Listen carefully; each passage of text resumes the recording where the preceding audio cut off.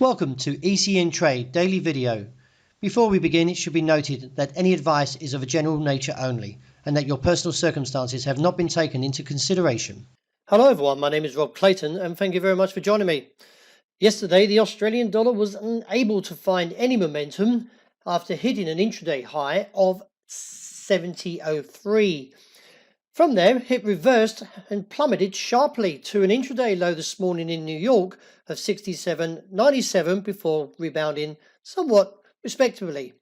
However, it is assessed from the break of the recent levels all the way down from 69.50 and lower to 68.50 is that it now exposes the region of this trend line, which is a key level at 67.50.70. If we break and close underneath this level, then it does reinstate the downside to at least 66 cents.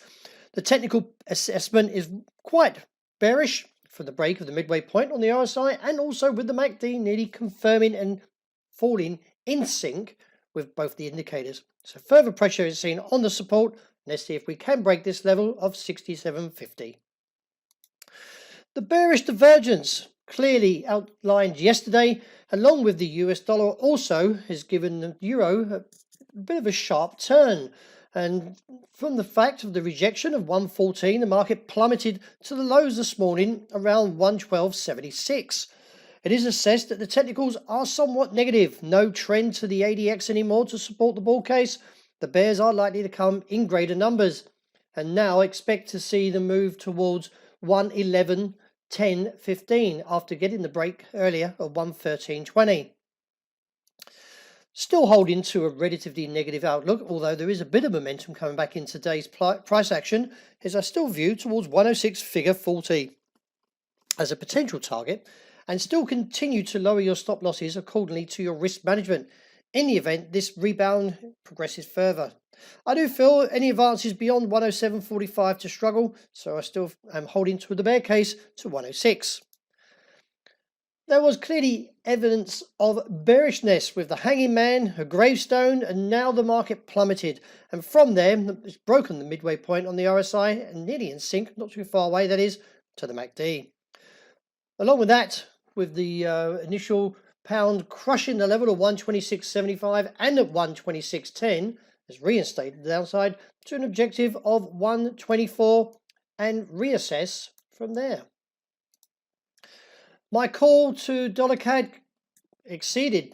Now, I was a little bit cautious that we had a dragonfly mentioned yesterday, and from the rally, not to 134, but crushing at 136 has now left me neutral because there is still room for an upside test, and therefore could look towards 137.15.25. I don't have a strong view on this, but there is, from the technical point, still a little bit concerning of a rebound continuing.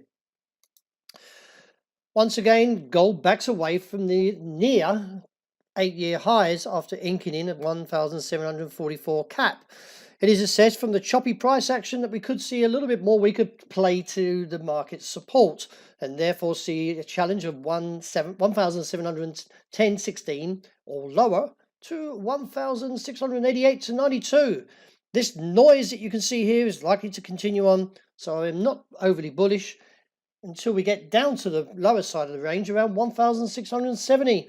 And I'm not going to get bullish either or bearish until we get to the top side of the range around 1,760 to 66. So at the moment, very much have a weak view and would rather sit out and let this noise continue until I get a clearer assessment from these indicators.